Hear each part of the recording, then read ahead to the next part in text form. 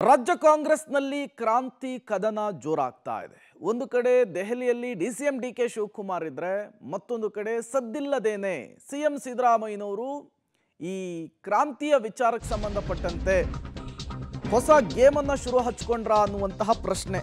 ಹೌದು, ಇವತ್ತು ರಾಜಣ್ಣ ನಿವಾಸದಲ್ಲಿ ಭೋಜನ ಕೂಟವನ್ನು ಅರೇಂಜ್ ಮಾಡಿದ್ದಾರೆ ರಾಜಣ್ಣ.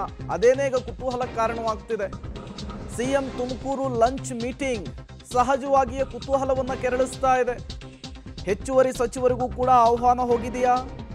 ತುಮಕೂರು ಶಾಸಕರು ಸಚಿವರಿಗೆ ಲಂಚ್ ಮೀಟಿಂಗ್ನಲ್ಲಿ ಅವಕಾಶ ಸಿಗುತ್ತಾ? ಆದರೆ ಲಂಚ್ ಮೀಟಿಂಗಿಗೆ ಸಿಎಂ ಆಪ್ತರ ಸೇರ್ಪಡೆಯ ಸಾಧ್ಯತೆ ಹೆಚ್ಚಿದೆ ಅನ್ನೋದು ಗೊತ್ತಾಗ್ತಿದೆ. ಲಂಚ್ ಮೀಟಿಂಗ್ನಿಂದ ಯಾರ್ಯಾರಿಗೆ ಯಾವ್ಯಾವ ಸಂದೇಶವನ್ನು ರವಾನೆ ಮಾಡ್ತಾರೆ ಸಿಎಂ ಬಣದವರು ಅನ್ನುವಂತಹ ಕುತೂಹಲ. ಹೇಳಿ ಕೇಳಿ ರಾಜ್ಯ ಕಾಂಗ್ರೆಸ್ನಲ್ಲಿ ಪರಿಸ್ಥಿತಿ ಸರಿ ಇಲ್ಲ. ದೆಹಲಿಗೆ ಡಿಕೆ ಶಿವಕುಮಾರ್ ಹೋದರೂ ಕೂಡ ಅಧಿಕಾರ ಹಂಚಿಕೆಯ ವಿಚಾರಕ್ಕೆ ಹೋಗಿದ್ದಾರೆ, ನವೆಂಬರ್ ಕ್ರಾಂತಿ ವಿಚಾರಕ್ಕೆ ಹೋಗಿದ್ದಾರೆ ಅನ್ನುವಂತಹ ಚರ್ಚೆ ಆಗ್ತಿದೆ.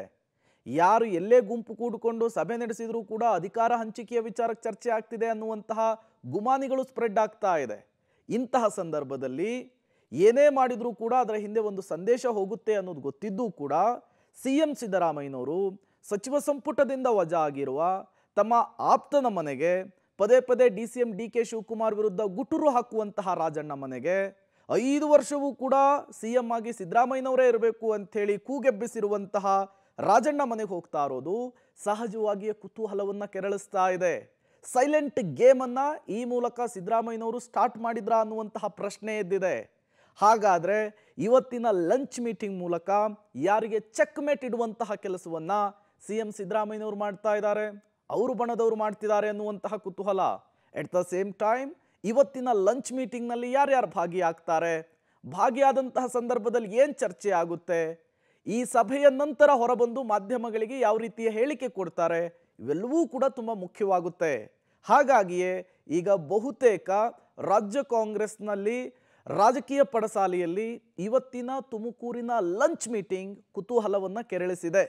ಇನ್ನೇನು ಬಿಹಾರ ಎಲೆಕ್ಷನ್ ಮುಗಿತಾ ಬಂತು, 14ಕ್ಕೆ ಫಲಿತಾಂಶ ಇದೆ, 11ಕ್ಕೆ 2ನೇ ಹಂತದ ಮತದಾನ ಇದೆ.